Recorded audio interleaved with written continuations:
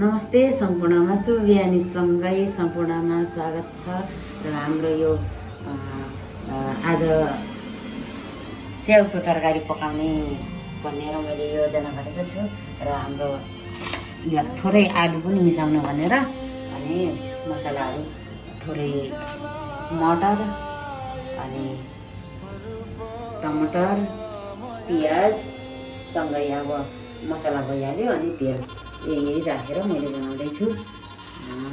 ल मैले सुरु गर्न गइरहेको छु।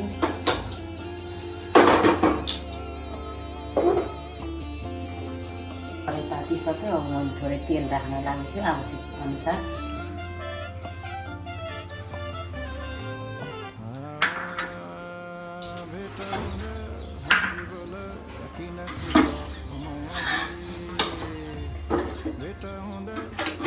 तात्दैछ, तेल तातिसकेपछि हामीले प्याज राख्नेछौँ।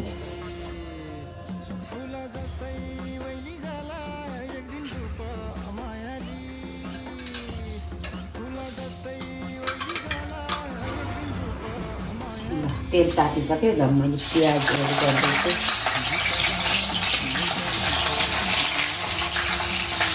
प्याज रातो भइसकेपछि टमाटर भुट्नेछु।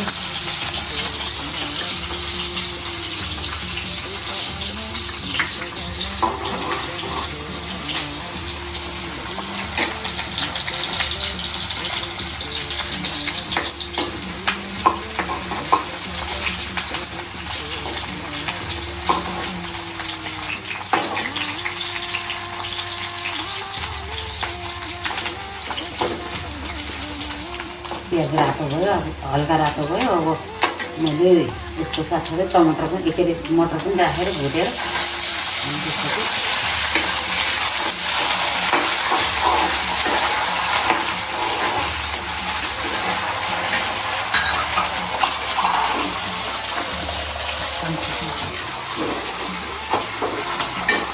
पर्दिन्छ भनेर यसको भाग छोडेको।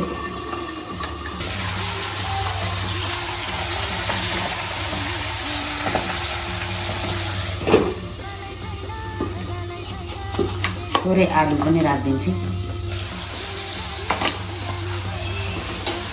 यो कुकर पिन्छ भनेर अनि चिल्लो जतासुकै कुकर पिन्छ भनेर अनि मैले राखेको र कसैले आलु अगाडि पनि राख्न मिल्छ। मैले चाहिँ पछाडि राखेँ, कहिले अगाडि पछाडि जसरी पनि पकाउँछु मैले।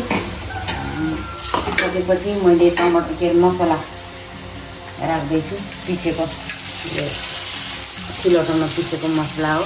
यो मसलामा जिरा धनियाँ खोर्सानी लगायत तिमुर, यो च्याउलाई एकदमै तिमुरको जरुरत पर्छ, त्यही भएर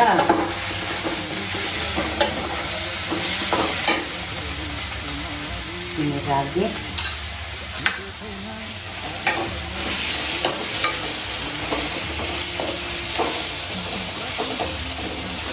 मसला पाकिसकेपछि टमाटर राख्छु।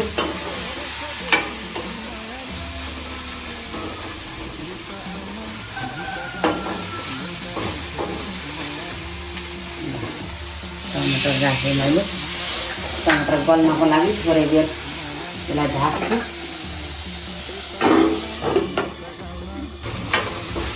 टमाटर गलिसकेपछि अनि मैले अब च्याउ राखेँ। हाम्रो ठाउँ साङ्ग्रो भएको हुनाले हाम्रो किचन सानो छ, त्यसैले भन्सम्म हुन्छ सामानहरू पनि।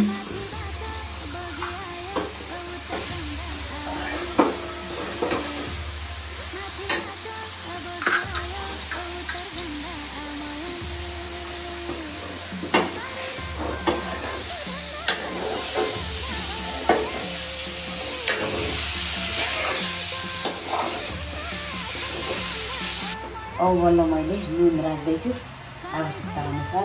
अब कसैलाई चर्को मनपर्छ, कसैलाई तितो, कसैलाई निलो, हामीले यसरी खान्छ। नुन राखेँ मैले बल्ल पछिबाट। कसैले अघि पनि राख्छन्, कसैले मैले अब जतिखेर ल्याउँछु त्यतिखेर राख्छु।